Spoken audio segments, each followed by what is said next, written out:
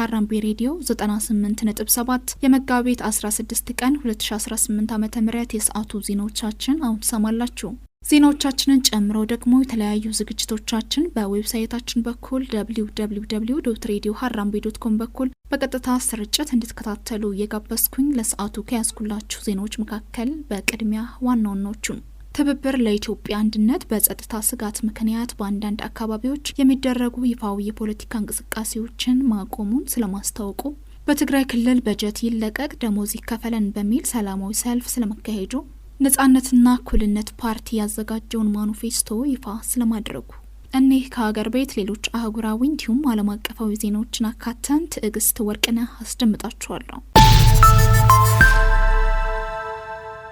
ትብብር ለኢትዮጵያ አንድነት በጸጥታ ስጋት ምክንያት በአንዳንድ አካባቢዎች የሚደረጉ ይፋዊ የፖለቲካ እንቅስቃሴዎችን ማቆሙን አስታወቀ። ትብብር ለኢትዮጵያ አንድነት ፓርቲ በአንዳንድ የሀገሪቱ አካባቢዎች ተከስቷል ባለው የጸጥታ ችግር ሳቢያ የእጩዎችና የአባላቱ ሕይወት አደጋ ላይ መውደቁን በመጥቀስ በአንዳንድ አካባቢዎች የሚደረጉ ይፋዊ የፖለቲካ እንቅስቃሴዎችን ማቆሙን አስታወቀ። ትብብሩ ትናንት መጋቢት 15 ቀን 2018 ዓ.ም ባወጣው መግለጫ እንዳመለከተው በተለይ በአማራ ክልል ሙሉ በሙሉ በትግራይ ክልል በከፊል ኦሮሚያና በቤንሻንጉል ጉሙዝ መተከል ዞን ያለው ነባራዊ ሁኔታ ለምርጫ እንቅስቃሴ እጅግ አደጋች ሆኗል ብሏል። ፓርቲው ቀደም ሲል ምርጫውን ከማካሄዱ በፊት ጦርነቶች በሰላማዊ መንገድ እንዲፈቱና የፖለቲካ እስረኞች እንዲፈቱ የጠየቀ ቢሆንም በመንግስት በኩል ተግባራዊ ምላሽ አለማግኘቱን ገልጿል። በተለይ በአማራ ክልል የቀጠለው ጦርነትና በቅርቡ በመጋቢት 12 ቀን በማዕከላዊ ጎንደርና በአዘዘው ጸዳ በእጩዎችና በአስተባባሪዎች ላይ የደረሰው ጥቃት በመራጩ ህዝብና በእጩዎች ላይ ከፍተኛ ፍርሃትና ስነልቦናዊ ጫና ማሳደሩን በመግለጫው ተመልክቷል። በመሆኑም መንግስት ለጦርነቱ በጠረጴዛ ዙሪያ ፖለቲካ መፍትሄ ሰጥቶ የእጩዎችን ደህንነት እስካላረጋገጠ ድረስ በተጠቀሱት አካባቢዎች የአደባባይ የፖለቲካ እንቅስቃሴ ከማድረግ እንደሚቆጠብ ትብብሩ በይፋ አስታውቋል።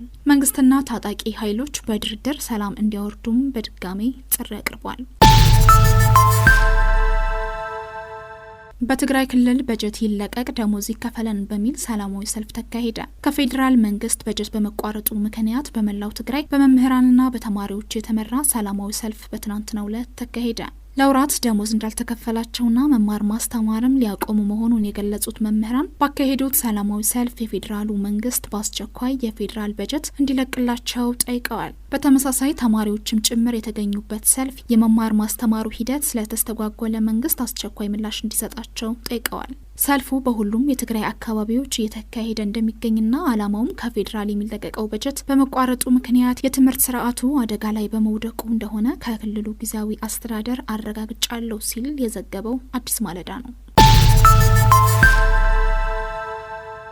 ነጻነትና እኩልነት ፓርቲ ያዘጋጀውን ማኒፌስቶ ይፋ አደረገ። ነጻነትና እኩልነት ፓርቲ ለሰባተኛው ጠቅላላ ሀገራዊ ምርጫ ያዘጋጀውን ማኒፌስቶ በትናንትናው ዕለት ይፋ አድርጓል። ፓርቲው በአድዋ ድል መታሰቢያ ሙዚየም አዳራሽ ባዘጋጀው መድረክ ማኒፌስቶውን ይፋ ከማድረግ በተጨማሪ 7ኛ ዓመት የምስረታ በዓሉን አክብሯል። በመድረኩ የመክፈቻ ንግግር ያደረጉት የፓርቲው ጽህፈት ቤት ኃላፊ ለኢላ አሊ እንደገለጹት ፓርቲው በሀሳብ የበላይነት ላይ የተመሰረተ ጤናማ ፉክክር በማድረግ በምርጫው ውጤት ለማስመዝገብ እየሰራ ይገኛል።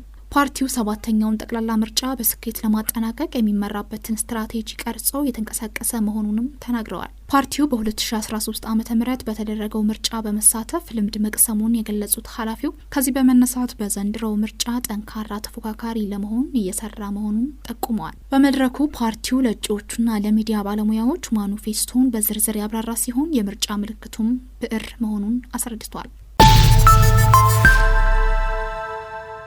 ኢትዮጵያ በከባድ የውሃ እጥረት ውስጥ መሆኗ ተገለጸ።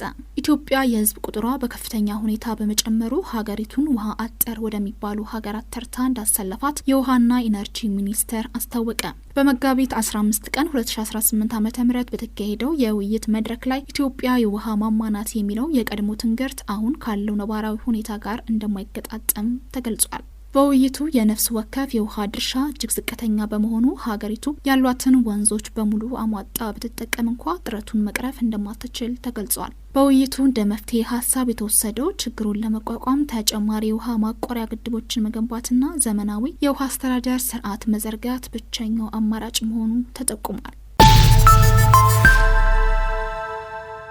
አፍሪካ በማዳበሪያ ዋጋ መናር ምክንያት ታይቶ የማይታወቅ የምግብ ዋስትና ስጋት ገጥሟታል ተባለ። የመካከለኛው ምስራቅ ግጭት በማዳበሪያ ገበያ ላይ እውነተኛ መስተጓጎል እየፈጠረ ነው ሲሉ የዋፋ የማዳበሪያ ቦርድ አባል ማሊክ ኒያንግ ተናግረዋል። ስጋቱ ቀጥተኛና አሳሳቢ እንዲሁም ሶስትዮሽ መዘዝ አለው ሲሉ አስረድተዋል። የመጀመሪያው ከሎጂስቲክ መስመሮች በተለይም ከሆርሙዝ ሰርጥ መዘጋት ጋር የተያያዘ የአቅርቦት መስተጓጎል መሆኑ የተመላከተ ሲሆን በግምት ከ16 እስከ 17 ሚሊዮን ቶን ማዳበሪያ የሚያልፈው በዚሁ የሆርሙዝ ወሽመጥ ነው። በሌላ በኩል የተፈጥሮ ጋዝ ዋጋ መናርም ተጠቃሽ ሆኗል። በቆሱ ሳቢያ የአህጉሪቱ የምግብ ዋስትና ከመቼውም ጊዜ በላይ አደጋ ላይ እንደወደቀ ተሰምቷል። ዚምባብዌ ምርትን ከሀገር ውስጥ ገበሬዎች መግዛት የሚያስገድድ አዲስ መመሪያ አወጣች።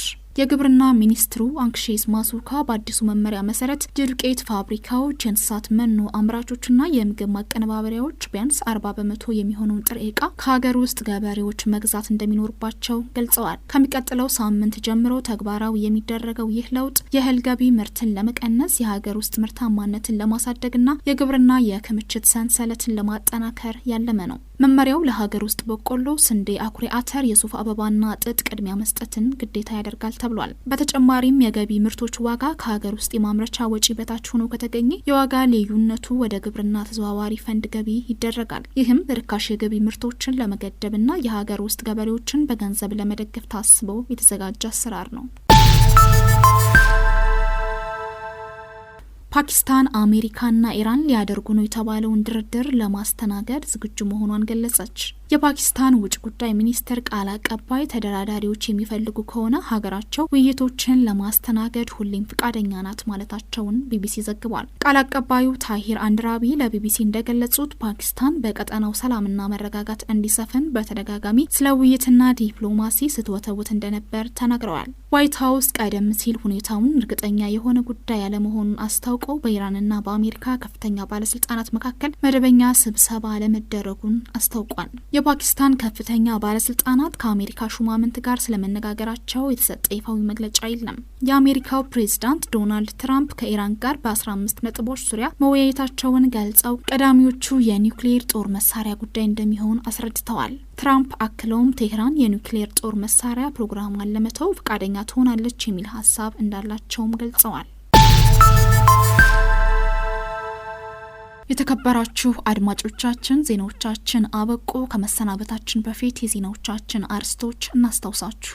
ትብብር ለኢትዮጵያ አንድነት በጸጥታ ስጋት ምክንያት በአንዳንድ አካባቢዎች የሚደረጉ ይፋዊ የፖለቲካ እንቅስቃሴዎችን ማቆሙን ስለማስታወቁ፣ በትግራይ ክልል በጀት ይለቀቅ ደሞዝ ይከፈለን በሚል ሰላማዊ ሰልፍ ስለመካሄዱ፣ ነጻነትና እኩልነት ፓርቲ ያዘጋጀውን ማኒፌስቶ ይፋ ስለማድረጉ፣ ከሀገር ቤት አፍሪካ በማዳበሪያ ዋጋ መናር ምክንያት ታይቶ የማይታወቅ የምግብ ዋስትና ስጋት ገጥሟታል ስለመባሉ፣ ዚምባብዌ ምርትን ከሀገር ውስጥ ገበሬዎች መግዛት የሚያስገድድ አዲስ መመሪያ ስለማውጣቷ፣ ከአፍሪካ ፓኪስታን አሜሪካና ኢራን ሊያደርጉ ነው የተባለውን ድርድር ለማስተናገድ ዝግጁ መሆኗም ስለመግለጿ፣ ከዓለም አቀፍ ክቡራን አድማጮቻችን ዜናዎቻችን እኒህ ነበሩ። ዜናዎቻችን ጨምሮ ደግሞ የተለያዩ ዝግጅቶቻችን በዌብሳይታችን በኩል www.radioharambe.com በኩል በቀጥታ ስርጭት እንድትከታተሉ እየጋበዝን ዜናውን ያስደመጥኳችሁ ትዕግስት ወርቅነህ ነበርኩኝ። ከቀሪ የሀራምቤ ዝግጅቶች ጋር መልካም ጊዜን ተመኘው።